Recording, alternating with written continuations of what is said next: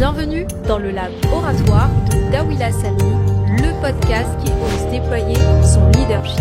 C'est en prenant la parole que l'on prend sa place. Et c'est dans le partage que l'on réussit sa vie. Bonjour à toutes et à tous, très heureuse de vous retrouver pour ce 7e épisode autour de l'art oratoire, outil fédérateur. Bonjour Dawila, comment vas-tu ? Bonjour Sophia, que la paix soit sur vous et autour de vous. Je me sens toujours en joie quand je suis dans ce podcast, comme d'habitude. Et toi, comment tu te sens ? Très très bien et hâte d'en savoir plus sur cet outil fédérateur qu'est l'art oratoire.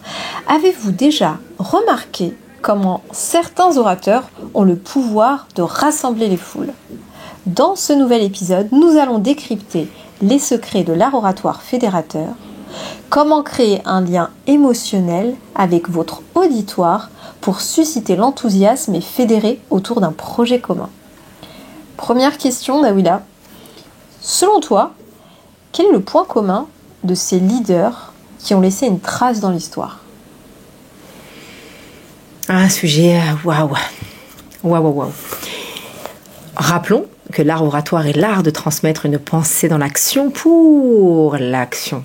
Que l'art oratoire est là d'émouvoir par la parole et de susciter l'action au sein de l'auditoire. Et donc, tous ces orateurs leaders, tous ces leaders avaient une particularité, c'est que le message qu'ils incarnaient était construit d'une certaine manière permettant de fédérer le public. Chaque discours ont des liens en commun. Si on reprend le discours de Gandhi, le discours de Malcolm X, le discours de Nelson Mandela, on ne va pas tous les reprendre tout de suite maintenant, mais je vous invite tous à les regarder, il y a des éléments fondamentaux, essentiels. Il y a un problème à résoudre. Il y a une solution qui est apportée, mais une solution qui parle à tout le monde. Une solution qui touche des intérêts communs. Il y a également une crédibilité à porter le message. Il y a une posture et une fonction incarnée. Donc il y a des lois oratoires. Et je pense que, il faut savoir que l'art oratoire et le leadership sont des compétences qui ont été observées. Ce pas des compétences qui ont été créées. C'est des compétences qui ont été observées chez les leaders qui ont marqué l'histoire, qui ont laissé une trace pérenne dans l'esprit de leur auditoire. C'est ça l'art oratoire. C'est laisser une trace pérenne, non pas parler pour parler.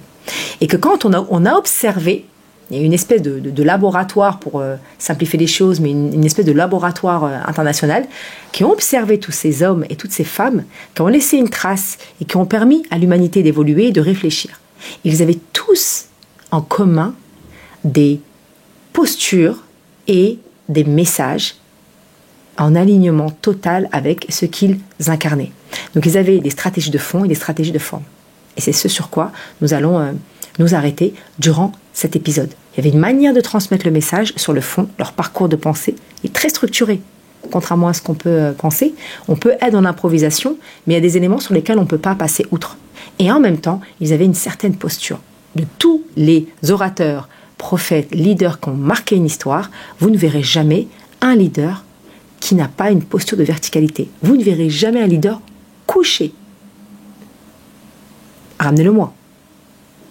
Alors, et on reviendra dessus, on reviendra sur les différentes postures. Comment, de par leur posture et simplement à travers leur art oratoire, ont-ils pu fédérer ? Explique-nous un petit peu plus en profondeur cette notion. Il faut savoir que quand on rentre dans la volonté de vouloir fédérer, on rentre dans des leviers d'influence et de persuasion. Aujourd'hui, convaincre n'est pas suffisant. On l'a dit souvent, convaincre, c'est contraindre. Okay ? Là, l'idée, c'est d'élever le niveau de conscience. C'est-à-dire qu'on passe à la volonté de créer des leviers de persuasion, de persuader. Persuader est plus fort que convaincre. D'accord ? Parce que ça va créer des bascules mentales. Et quand on est dans ces niveaux de persuasion, avec toute la masse d'informations, il y a un magma de masse d'informations actuellement. On est complètement noyé par de l'information. Et l'orateur qui sort avec un message lumineux est celui qui nous offre de la clarté, un chemin, de la facilité, de la fluidité.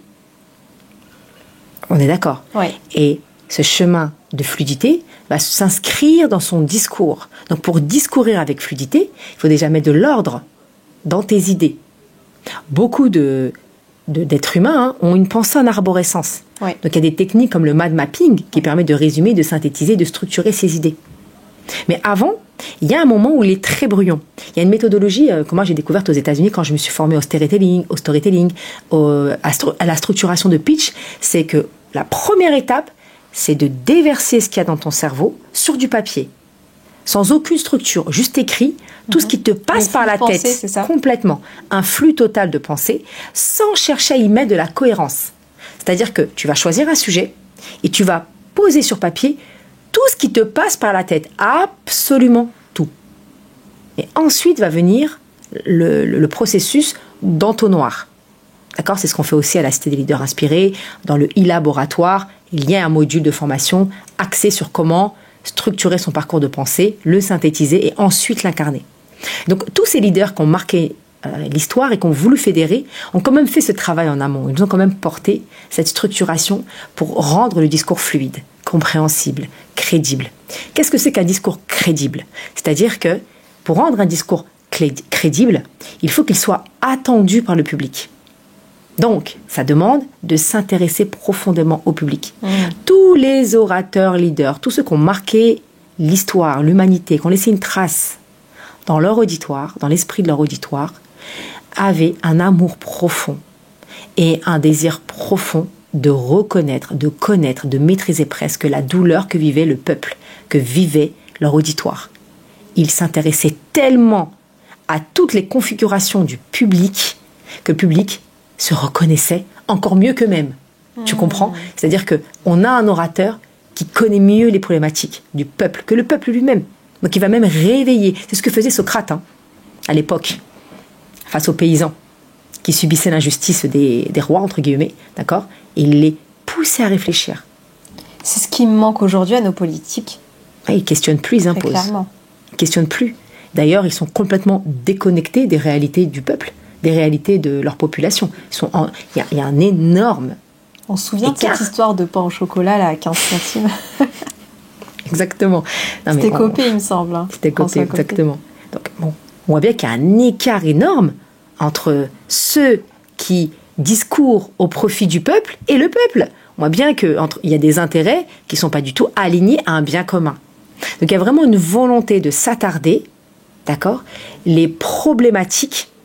Et en marketing, on appelle ça la cible. C'est maîtriser ta cible, etc. On retrouve tout ça. D'accord? C'est pour ça qu'il y a des entrepreneurs qui impacteront plus, parce qu'il y a vraiment une volonté de c'est quoi le problème de mon client?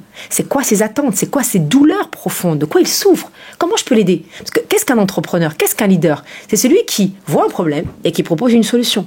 Mais le problème, ça doit devenir ton meilleur ami. Tu dois surpasser le problème et tu deviens la solution au problème. Donc, mais pour cela, il y a vraiment des lunettes à mettre qui te donnent l'envie et l'impulsion d'observer ton public. Donc, la connaissance de ton public est fondamentale. Tous les leaders avaient une connaissance, une expertise. On en revient un peu à l'ingénierie d'affaires qui doit maîtriser son sujet. Tu vois? Oui, c'est une négociation aussi. Exactement. Oui, avec toi-même, avec ton pitch. C'est pour ça que c'est important. Pour moi, un très bon négociateur est aussi un très bon pitcher.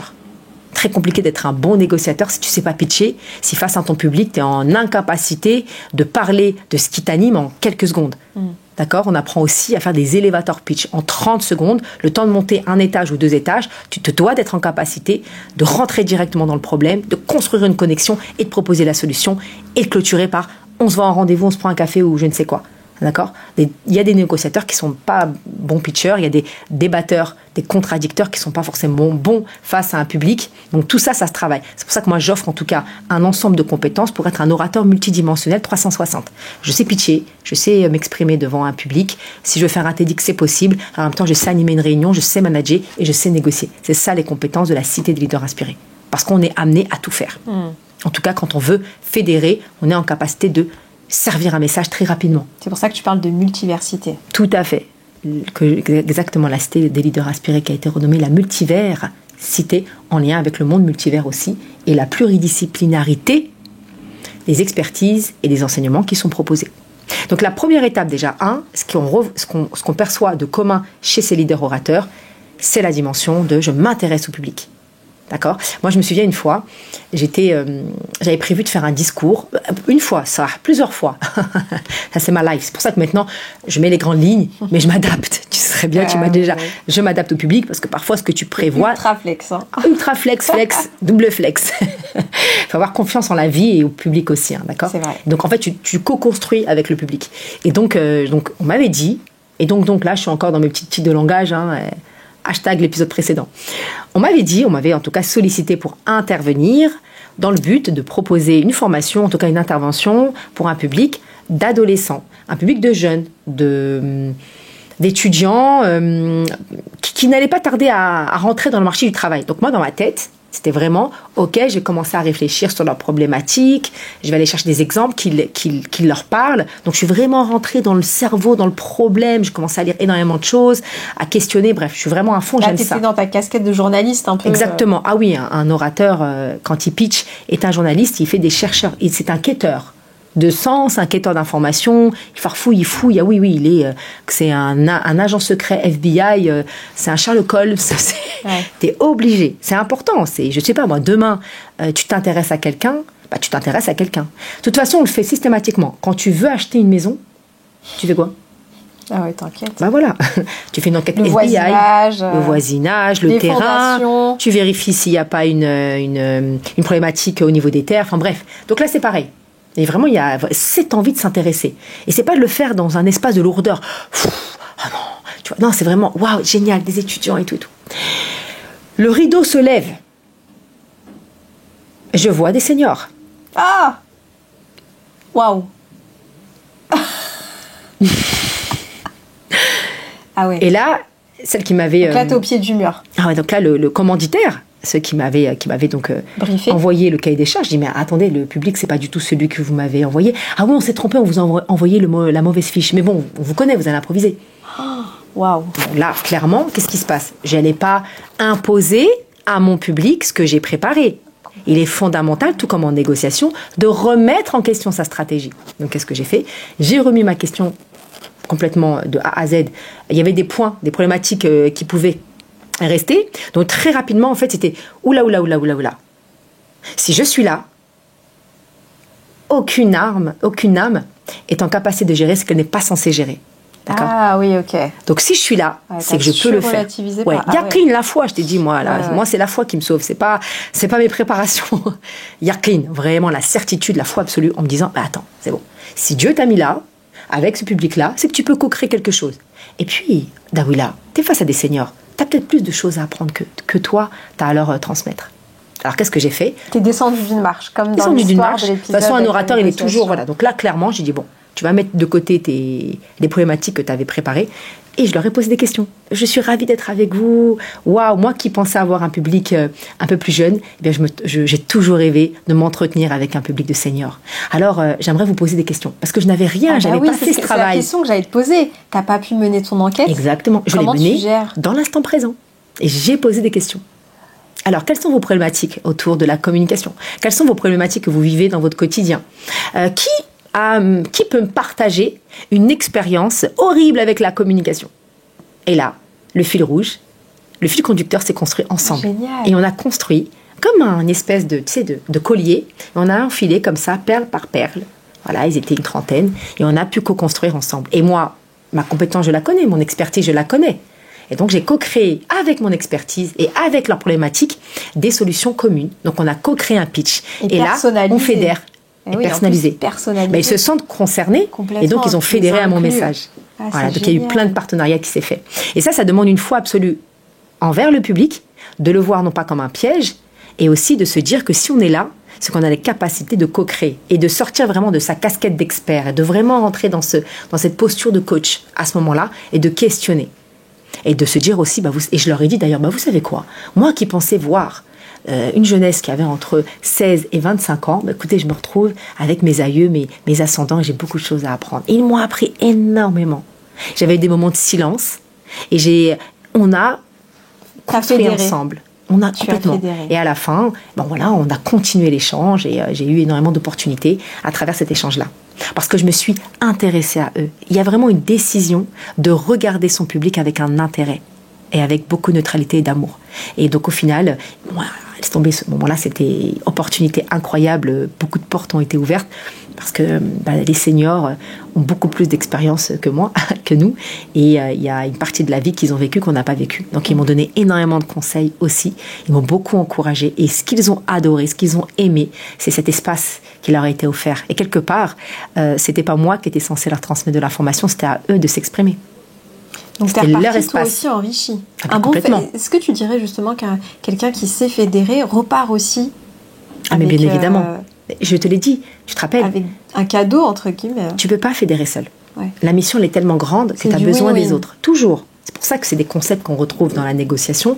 Les concepts que l'on enseigne en art oratoire, on les retrouve. Ça veut dire que c'est une suite logique, en fait. C'est les fruits que tu récupères. Mais l'enracinement, la graine que tu plantes dans la terre, ça, c'est du côté art oratoire. Okay. Et donc ce regard d'intérêt décidé, ce regard de neutralité, de le voir comme une ressource, que l'autre va venir te donner de l'information sur toi, que le public que tu as te mérite. Tu as le public que tu mérites. Donc si tu penses être supérieur à ton public, tu auras un public qui te prendra de haut. D'accord ? Donc ça, c'est vraiment pour venir répondre, parce que j'ai souvent la question, et quand on ne connaît pas le public, eh bien apprenez à le connaître dans l'instant T. Bien évidemment que là, mais bon, après, pour être aussi à l'aise, j'ai travaillé, ça fait quand même 20 ans que je suis dans cette histoire, bien moi. Sûr. Il faut pratiquer, de toute façon, ça se pratique. On ne cesse de le répéter là au cours de ces épisodes, il faut pratiquer, et plus on pratique, c'est comme un sport, on l'a dit, et ensuite, on va avoir les bons réflexes, et ce que tu partages là, ça me fait penser un petit peu au stand-up, quand les gens rentrent en scène et improvisent avec le public, il y a aussi cet esprit de fédérer. Ouais, complètement. Ouais. Le stand-up, le slam, l'improvisation, il y a vraiment cette dimension de je co-crée avec toi. Je ne sais pas, mais je vais aller puiser en toi. Mais pour aller puiser en toi, encore faut-il que je t'observe, que je te regarde. Tu vois ? Donc il y a plusieurs lois en art oratoire. Il y a vraiment le fait de respecter son public. D'accord ? Ça, c'est très important. Il y a aussi une deuxième loi, c'est de respecter son personnage, son message. C'est-à-dire que quand tous les orateurs, par exemple Malala, parce que beaucoup me disent qu'il faut avoir de l'expérience, de l'expertise, etc. Malala, elle avait que 14-15 ans quand elle a commencé à se mettre au service d'un message qui lui-même est au service de l'éducation des filles, dans un état taliban à l'époque. Je vais enlever le mot taliban parce qu'il est mal, c'est un terme en arabe qui est très noble, taliban, qui veut dire enseignant. Donc en tout cas, les terroristes qui empêchaient les filles au Pakistan d'aller à l'école. Malala a eu le prix Nobel de la paix. Elle a eu le prix Nobel de la paix très jeune. Et elle a reçu une balle, justement, durant son combat. Et c'est... en allant à l'école, non ? En allant à l'école, parce en fait, l'école était fermée. Les filles ne pouvaient plus être éduquées dans ce sens-là. Et elle a voulu donc montrer et incarner la posture de liberté. En prenant le bus, il y a un des terroristes qui lui a tiré dessus. La balle l'a effleurée. Donc elle a eu je crois, une tétraplégie, en tout cas une paralysie au niveau du visage. Et elle a été soignée à l'étranger.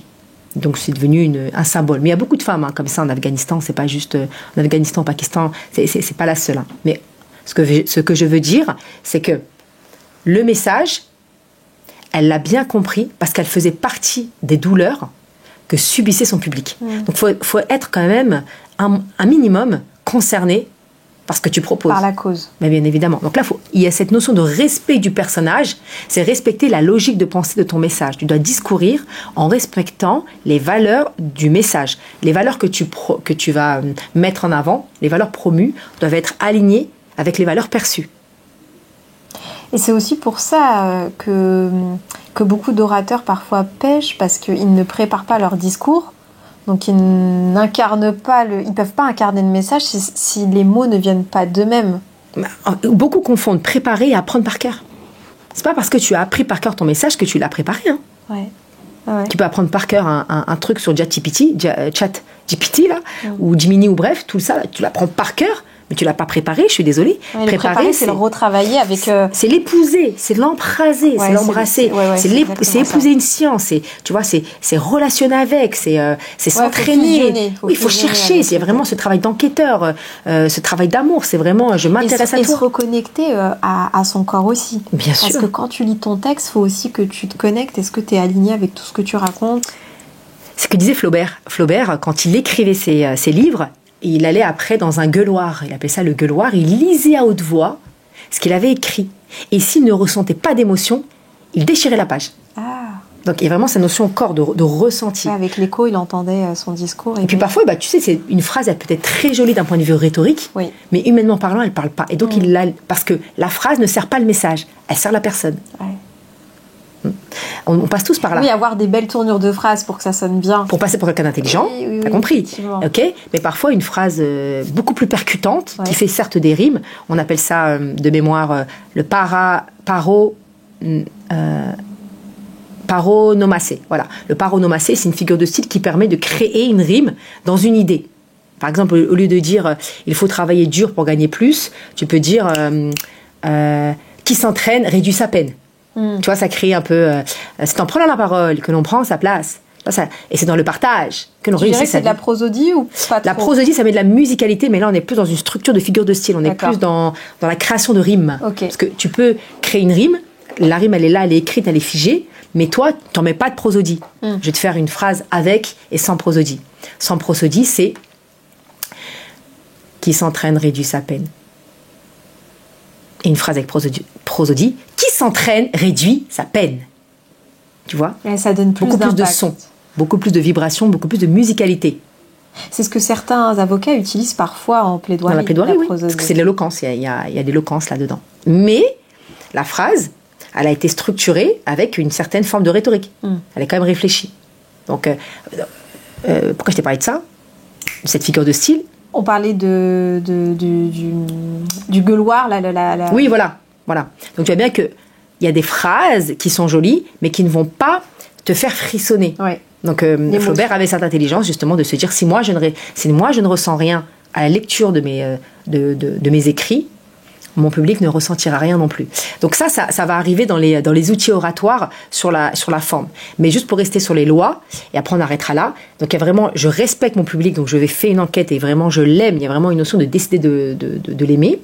Il y a le respect de mon personnage, c'est-à-dire que je vais construire un personnage solide. Ça c'est très important, qui est différent de ce que je suis dans ma quotidienneté. C'est incarner mon personnage. Je vais vous donner un exemple. On en avait parlé dans quelques épisodes de la série 1, je crois, la saison 1, où je disais qu'un médecin doit incarner une certaine maîtrise de ses gestes. Est-ce que tu irais voir un chirurgien et qu'au moment de te prescrire une ordonnance, tremble?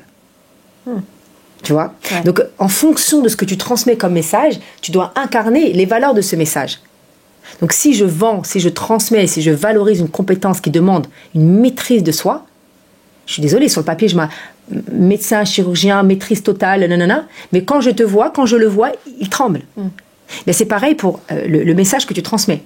Quand certains orateurs expriment des mots comme force, comme confiance en soi, comme je suis libre, je me libère, mais que à côté de cela, les valeurs promues ne sont pas celles qui sont perçues, c'est-à-dire que je parle de se libérer du regard des gens, et je regarde le sol, ou je regarde le plafond.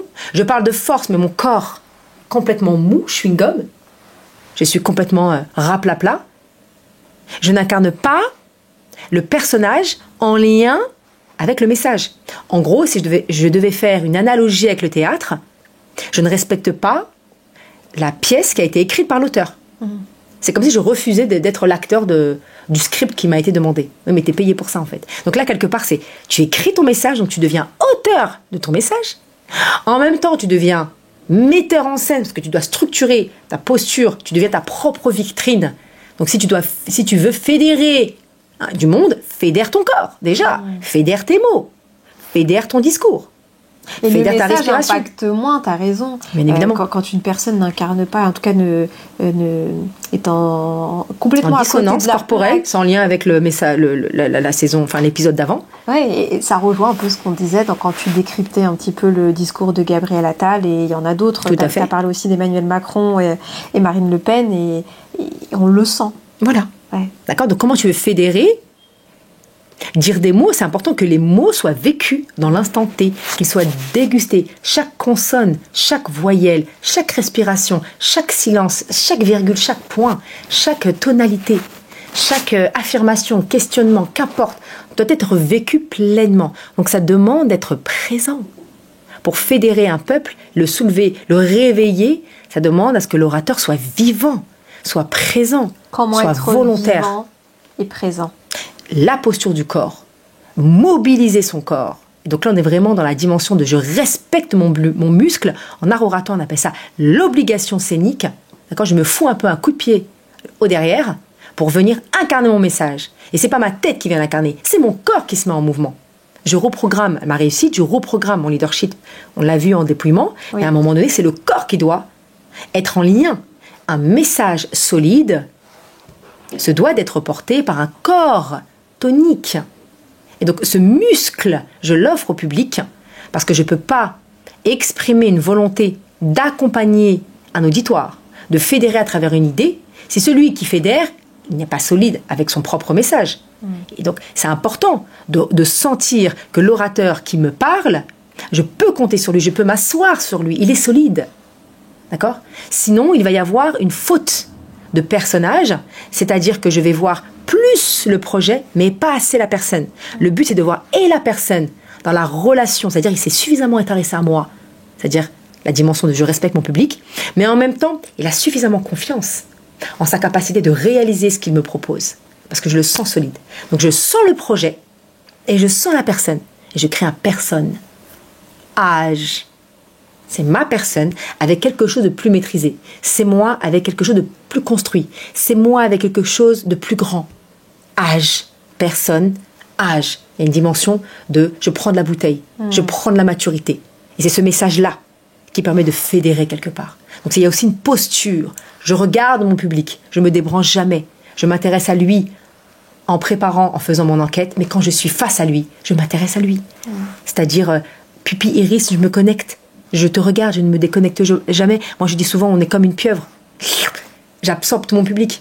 Je le regarde. Tu pourrais nous donner un contre-exemple? Tu as cité de très bons leaders qui ont réussi à fédérer. Est-ce que tu pourrais nous donner le contre-exemple des personnalités que tu as en tête qui n'arrivent pas à fédérer, mais qui gagneraient avec les outils que tu as partagés? Oui. Alors, déjà, je vous invite à regarder tous ceux qui fédèrent et vous verrez qu'ils ont tous une posture de verticalité, une tonicité dorsale, qui regardent tous leur public quand ils prennent la parole, ok, et qui sont dans une voix prosodiée, une voix posée avec des silences. Observez, vous verrez que les personnes qui vous inspirent portent ces caractéristiques. Et de l'autre côté, j'ai quelque chose qui me vient et je vais te le partager maintenant pour pas perdre le fil, parce que tu as donné des codes et on parlait un peu politique. Alors on ne soutient aucun politique, mais j'ai le discours de Valérie Pécresse qui me revient en tête. Elle a essuyé pas mal de moqueries quand elle avait pris la parole derrière son pupitre, parce qu'elle a essayé de prosodier à un moment donné. Tu sais, sa voix, elle était presque à bout de souffle. Je sais pas si tu l'as en tête. Donc elle avait pourtant une posture où elle se tenait droite et elle a essayé de donner du coffre à sa voix. Qu'est-ce qui lui a manqué pour incarner ce côté je ne vais pas rentrer dans son intention, d'accord, mais dans ce que j'ai pu voir, quand la parole ne dépasse pas la rampe, c'est qu'elle manque de ciment. Elle manque de ciment dans le sens où elle manque peut-être de courage. Et quand ça manque de courage, elle s'essouffle. La voix peut s'essouffler. Donc peut-être que ce qu'elle avait prévu de dire, ou qu'elle a dit, c'était purement ce qu'on lui a dit de dire aussi. Et que ça manquait peut-être de souffle d'elle-même. Je ne sais pas. Ça, on ne peut pas le savoir. Mais c'est comme un peu quand on récite, tu sais, le Coran. Il y a vraiment un travail respiratoire. Et ce travail respiratoire, il se fait non pas au niveau de la voix, il se fait au niveau du ventre. Et le ventre, c'est la matrice de la vie. Ah oui. Le ventre, il y a la dimension. C'est là où est l'appareil phonique. C'est le muscle, les hanches. Ta table des hanches, quand on te demande de gainer, ta verticalité, c'est comme ton tronc d'arbre. Si tu te penches un peu trop à droite ou tu penches un peu trop à gauche, on voit qu'il y a une problématique entre terre et ciel. Et donc parfois, les problématiques de souffle sont liées avec ce raccordement au niveau de la hanche. Et donc il y a une problématique peut-être d'ancrage ou de s'autoriser à se laisser inspirer. Donc je ne sais pas, je reste très générique. Oui. Ok, parce que je n'ai pas cette prétention. On n'a pas les images là sous le... Oui, ça serait plus intéressant, ça pourrait parler. On parle d'un souvenir, hein. Moi je te partage ça, mais... Mais en tout cas, pour en citer quelques-uns, je sais que par exemple Emmanuel Valls, bon bah voilà, il a pas été... Qu'est-ce que tu as retenu d'Emmanuel Valls? As-tu retenu quelque chose? Je m'abstiens. Voilà, bon. Est-ce que tu as retenu quelque chose de la part de... Même si, bon, il est resté, il a fait un mandat, Nicolas Sarkozy. À la fin de son mandat... Il a énormément de tics corporels, des tics corporels. Énormément. Oui. Ça le dessert. Bien sûr, ça peut le desservir, bien évidemment. Ça dépend si ce tic est en lien avec ce qu'il dit. Encore une fois, il y a une harmonie entre le geste qui te précède et les mots. Mais par exemple, si tu utilises un mot douceur, un mot d'alignement, et qu'à ce moment-là, ton corps zouk, bon, ça donne de l'information, parce qu'il y a une incohérence. On ne dit pas que c'est bien ou que c'est mal, encore une fois. Bien sûr. D'accord ? Donc c'est important de travailler son discours et de vérifier si on est aligné aussi avec ce qu'on dit.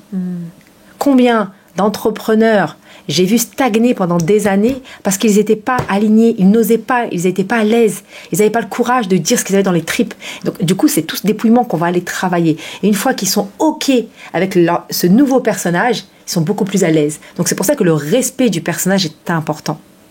Tu vois, cette notion d'obligation scénique et de respect de ton message et de, même si toi, dans ta vie de tous les jours, tu es timide, ton message, le message que tu veux transmettre, c'est de s'ouvrir à la vie. Donc créer un personnage qui s'ouvre à la vie. Et à force de créer ce personnage qui s'ouvre à la vie, ça va agir sur toi. Et ton message va te faire grandir et tu t'ouvriras peut-être plus à la vie. D'où l'art oratoire est un outil libérateur et d'éveil. Hashtag épisode 1 et 2. Donc il y a beaucoup de choses comme ça qui viennent nous aider dans notre posture. Et tous les grands hommes et les grandes femmes qui nous ont laissé des traces pour réfléchir, pour s'élever, pour proposer autre chose dans notre monde, avaient cette posture de verticalité, avaient porté un regard d'intérêt décidé au sein de son public. Ils avaient également une voix prosodiée, une voix posée, une voix incarnée. Donc ils avaient un regard, ils avaient une posture, ils avaient une voix. Ça a l'air encore très cérébral ce que je vous dis, parce que l'art oratoire est un art vivant. Et il se pratique, c'est une discipline esthétique.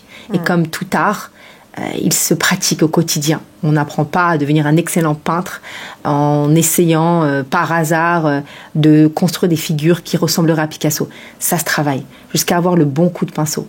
Et après viennent les gestes qui fédèrent. Mais d'abord on travaille la technique. Et viennent après les gestes qui sont beaucoup plus fluides.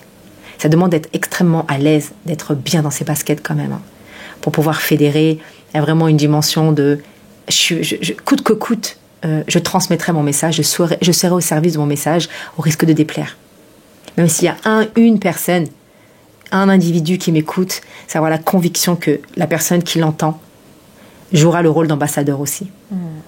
Il y a vraiment une foi absolue en ton message, en l'instant présent, en ton public. Donc c'est une véritable co-création. Moi, j'ai jamais vu un leader qui a laissé une trace dans son auditoire, qui n'a jamais eu cette volonté de co-construire avec le public. Un leader orateur, il est derrière quand tout va bien, il est devant quand tout va mal. Voilà ce que je peux en dire sur cette notion d'adapter son discours au public. Comment rejoindre tes formations, Daouila ? Parce que là, tu nous délivres vraiment des pépites et je pense qu'il y a plus d'une personne qui souhaiterait être accompagnée par toi. Je sais que tu ne fais plus de mentoring. Je ne fais plus de mentoring individuel, effectivement, je n'ai plus le temps.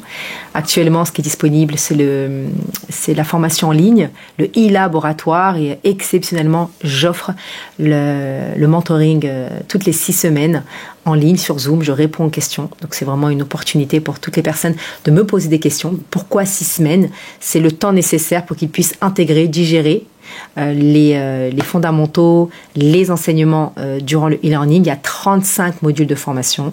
Il y a aussi des masterclass autour des peurs, du transgénérationnel, des conditionnements, des formations autour de la structuration du pitch, de la négociation et des techniques de fond et de forme. Et toutes les 6 semaines, on se voit sur Zoom tous les mercredis et j'échange, je réponds, on se dépouille, on se déploie. En live, bien évidemment, avec la possibilité de regarder les lives en replay. Donc ça, c'est vraiment le e-laboratoire. Et comme j'ai dû arrêter beaucoup de formations parce que je suis appelée par d'autres projets, j'ai décidé d'offrir ce mentorat individuel pour toutes les personnes qui souscrivent au e-laboratoire. Il y a également le présentiel, le best-seller. Alors avant, c'était tous les mois. Maintenant, c'est tous les 2 mois parce que je suis appelée régulièrement à l'étranger. Victime de ton succès. Alhamdoulilah. Et donc, mes déplacements font que je ne peux pas assurer tous les mois. Donc, c'est tous les 2 mois. Parfois, tous les mois, ça dépend en fait des disponibilités que j'ai. La prochaine session de disponible, c'est janvier. Et je crois qu'il y en a une en février. Ouais. Car celle de décembre est complète aussi. Super. Et on retrouve également toutes ces informations sur ton site dawilasalmi.com dans la rubrique formation. Exactement. Il y a également le niveau 3 en négociation dont j'ai oublié de parler. Oui. Alors, c'est pour les personnes qui ont vraiment l'habitude de négocier, mais j'ai rajouté des modules en amont pour offrir à toutes les personnes qui n'ont aucune compétence, aucune connaissance en art oratoire. J'ai prévu des sessions Zoom de rattrapage pour leur permettre d'avoir le nécessaire, le nectar, et ensuite être dans la mise en pratique, dans les jeux de rôle et toutes les techniques de négociation avec en amont, comme je vous disais, les techniques oratoires. Et on le rappelle, ces formations sont ouvertes à tous. Il ne faut pas forcément être un entrepreneur, un chef d'entreprise. Une mère de famille peut aussi se former à l'art oratoire, un père de famille. Bien sûr. Car l'art oratoire, comme on le met en avant depuis le début de ce podcast, depuis le début même durant la saison 1, c'est un outil multidimensionnel, d'accord, qui agit dans l'éveil, la libération, le dépouillement, le déploiement, la contribution. On a vu que c'était un moyen de lutter contre les harcèlements aussi, contre les intimidations dans toutes les sphères de notre vie, que c'était un moyen de co-construire d'intelligence émotionnelle, relationnelle. Donc c'est beaucoup plus grand. En tout cas, la manière dont moi je le transmets, c'est vraiment pour transmuter sa propre vie. Merci Dawila. Merci pour tes partages généreux, authentiques, au risque de déplaire. Merci à toutes et à tous de nous avoir écoutés. Comme le disait Nelson Mandela, je ne perds jamais, soit je gagne, soit j'apprends. En appliquant les principes de l'art oratoire fédérateur, vous gagnerez en confiance en vous et développerez vos compétences de communication. Alors n'hésitez pas à sortir de votre zone de confort et à vous lancer dans de nouveaux défis.